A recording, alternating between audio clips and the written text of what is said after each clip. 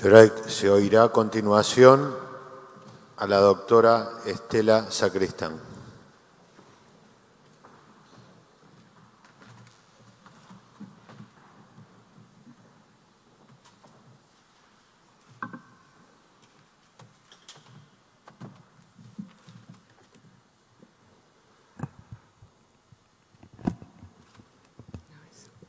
Señores ministros de la Corte Suprema de Justicia de la Nación, buenos días. En primer lugar, deseo agradecer esta ocasión para exponer como amicus curiae en la causa Castillo, acompañando la posición de la demandada. Esta exposición se centrará en un aspecto puntual del caso que tiene que ver con la inaplicabilidad de la jurisprudencia de la Corte Suprema de los Estados Unidos, jurisprudencia que aparece mencionada en algunas de nuestras presentaciones en el expediente y que consiste en los precedentes McCallum de 1948, Zorak de 1952, Shem de 1963, Engel versus Vitale de 1962 y Lee versus Weissman de 1992. Expondré 3 líneas de argumentación en torno a ello. En primer lugar, tengo que hacer mención de una asimetría insalvable que habría entre los textos constitucionales de Estados Unidos y Argentina. Esa asimetría insalvable torna inaplicables los precedentes. Finalmente me voy a referir a algunas argumentaciones a mayor abundamiento. En primer lugar, la asimetría insalvable entre la Constitución de los Estados Unidos y la Constitución argentina consiste en que la Constitución de los Estados Unidos contiene una cláusula prohibitiva, una cláusula denominada Establishment Clause, está contenida en la enmienda primera, y la nuestra no. Esa prohibición que pesa sobre el Estado norteamericano, como se explica en otra de las presentaciones de otros amigos en esta causa, es una prohibición. Esa prohibición consiste en que al Estado le está vedado participar directamente o indirectamente en actividades de tipo religioso. En Argentina no tenemos una prohibición así, ni expresa ni implícitamente. Esta es lamentada asimetría y esto hace obviamente que al comparar los ordenamientos haya una unidad de comparación. En Estados Unidos, además, la prohibición de la Establishment Clause se hace extensiva a los estados en virtud de la enmienda 14. Este aspecto, esta cuestión es abstracta en el contexto argentino, dado que no tenemos lamentada prohibición. Y así y todo tenemos una separación bastante nítida entre Iglesia y Estado. No obstante lo dicho, y para el hipotético caso de que se indague en la jurisprudencia estadounidense a efectos de estudiar la solución para el caso Castillo, cabe efectuar algunas consideraciones que ponen en evidencia también su inaplicabilidad. En el caso McCallum de 1948 estábamos ante la cuestión de si el Estado, bajo la Establishment Clause, podía financiar enseñanza religiosa en escuelas públicas. Esta cuestión, evidentemente, es una cuestión extraña al caso Castillo. En Castillo no está en tela de discusión una cuestión de finanzas públicas o de qué se hace con el dinero de los contribuyentes y ni siquiera una cuestión de legitimación procesal activa de un contribuyente como era en el caso este. A todo evento, la norma en cuestión fue invalidada bajo la cláusula del establishment ya mencionada. En Zorak, de 1952, se convalidó un sistema denominado release time o lapso de tiempo de liberación. En este sistema los alumnos de escuelas públicas iban a centros para recibir educación religiosa o asistían a las clases, se informaban los ausentes a los efectos de mantener un control sobre los alumnos.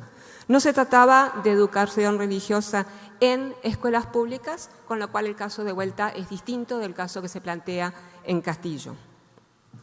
En Schempp, de 1963, tenemos un caso de lectura de pasajes de la Biblia o de recitar el Padre Nuestro al inicio de la jornada escolar en escuelas públicas.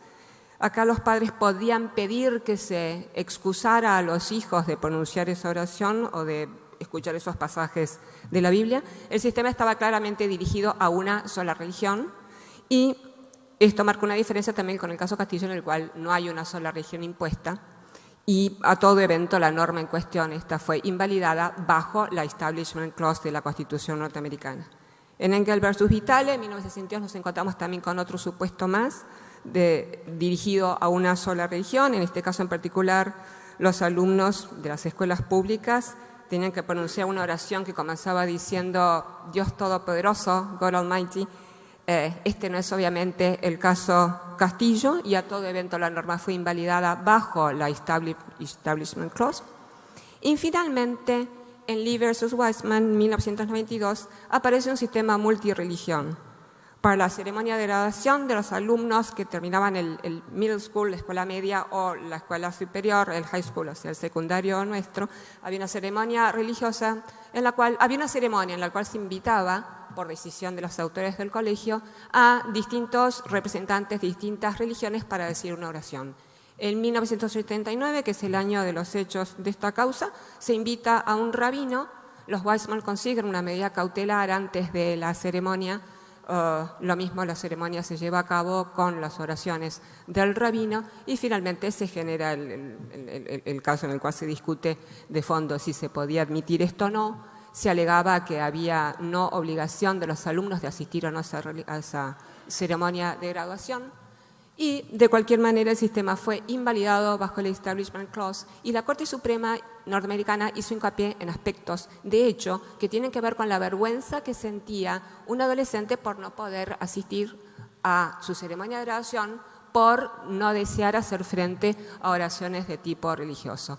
Esto, obviamente, además de marcar diferencias con el caso Castillo, remite a cuestiones de hecho y prueba, tanto en el caso Lee versus Weissman, como podría llevar a la apreciación de cuestiones fácticas o de hecho y prueba en el caso Castillo.